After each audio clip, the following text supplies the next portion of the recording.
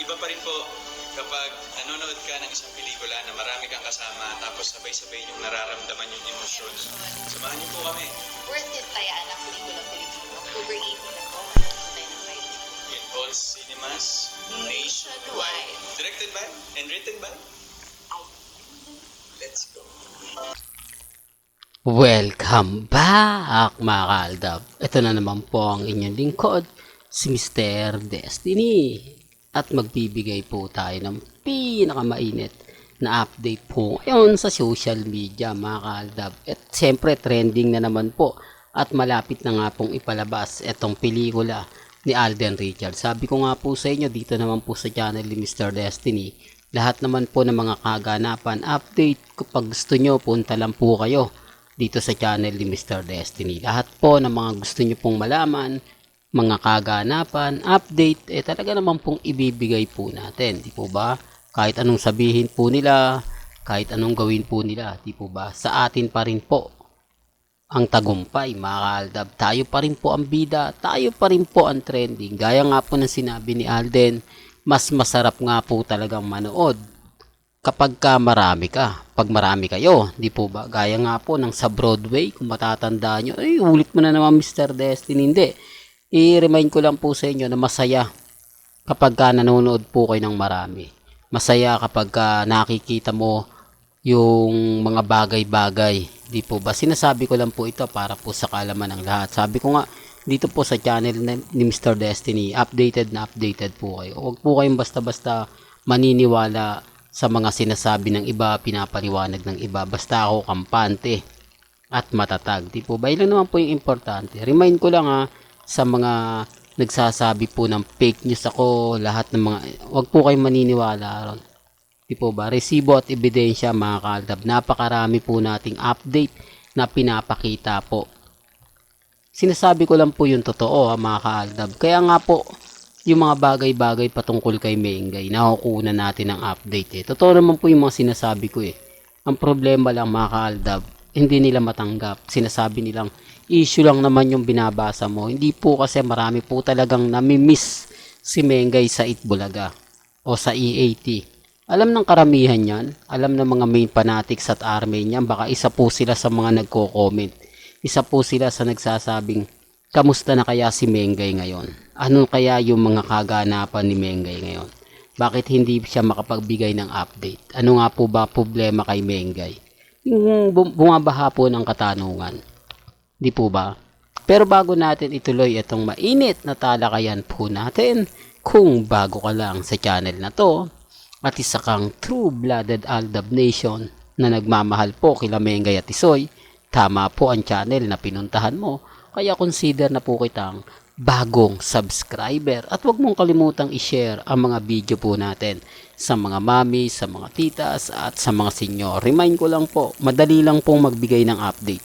Madali lang po magpaliwanag sa mga taong gusto po ng update. Pero yung paniwalain po sila, yung hindi sila magre-react, imposible po. Lahat po ng mga komento ngayon sa Instagram, sa Twitter, sa Facebook, lahat po may kanya-kanyang senaryo. Di po ba? Gaya nga po ng pinag-uusapan si Alden ngayon. Di po ba? Hanggang ngayon, trending pa rin.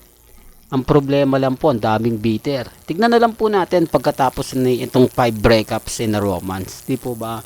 Re-remind ko para lang po sa mga baguhan sa dumadaan. Dito po sa channel ko, hindi ko pinopromote ang pelikula ni Alden. Bahala po kayo kung gusto nyo pong panoorin o hindi. Nasa inyo po yan, decision po ninyo yun.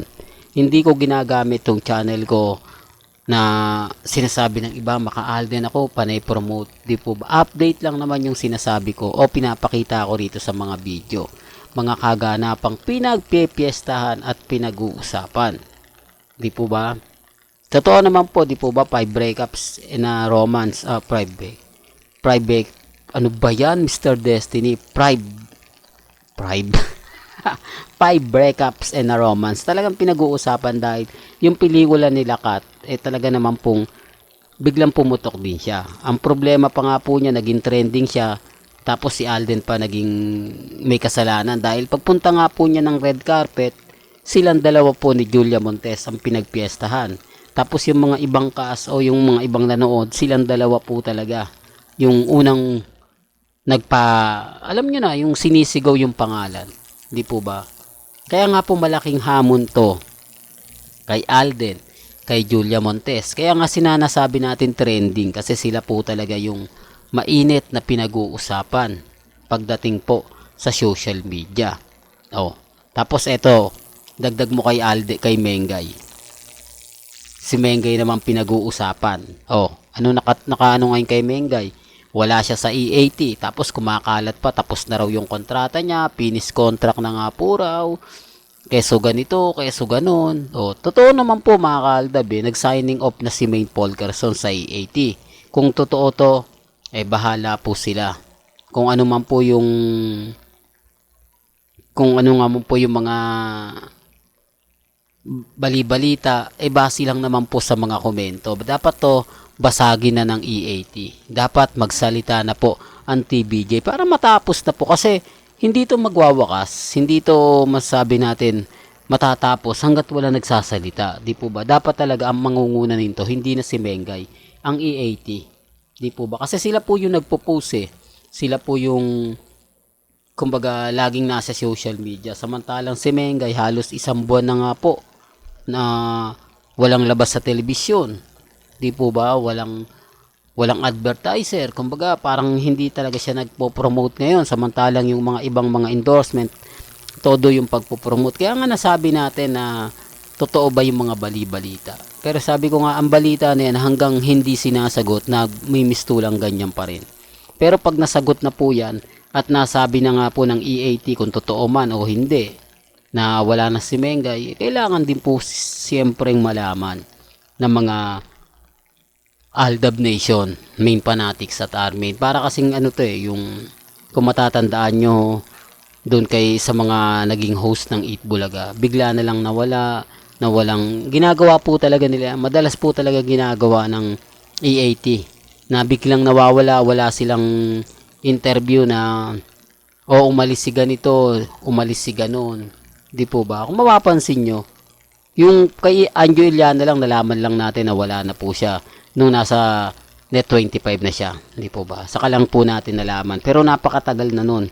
Hindi talaga inaanunsyo na tanggal na po si hindi ninyo na po makikita. Di po ba? Wala po silang ina-announce at hindi po talaga nag-a-announce ang EAT kung magtatanggal po sila o hindi. Basta magugulat na lang po kayo, wala na yung tao, hindi na po nakikita. Di po ba? Malalaman nyo na lang tanggal na siya kapag nagbago yung mga pinapakita nila kapag inalis na si Mengay. Kung matatandaan nyo, di po ba dati kasama nila si Alden, tapos bigla nang nawala yung mukha ni Alden. Di po ba nag-iba na po sila? Ayun ang base po mga kaaldab naman sa mga napapanood at nakikita natin. Pero talaga sa tagal na nating nanonood ng EAT noong 2015, yung mga artista nga po talaga nang nawala o biglang nawala, hindi na po talaga nila sinasabihan o hindi po sila nag-aanunsyo. Hindi po ba? Sinasabi ko lang po ito para po alam ng iba. Hanggat hindi po natatapos o nagsasalita, magmimistulang ganun lang po talaga. Well, hanggang dito na lang po yung updates natin ha. Kaya kung gusto nyo pa po ng pinaka-latest at mainit na update, abay tutok lang po kayo dito sa channel ni Mr. Destiny para updated po kayo sa mga latest at sa mga bagong video po na ilalabas po natin maya-maya lang. Hanggang sa muli, salamat po sa panonood at pakikinig.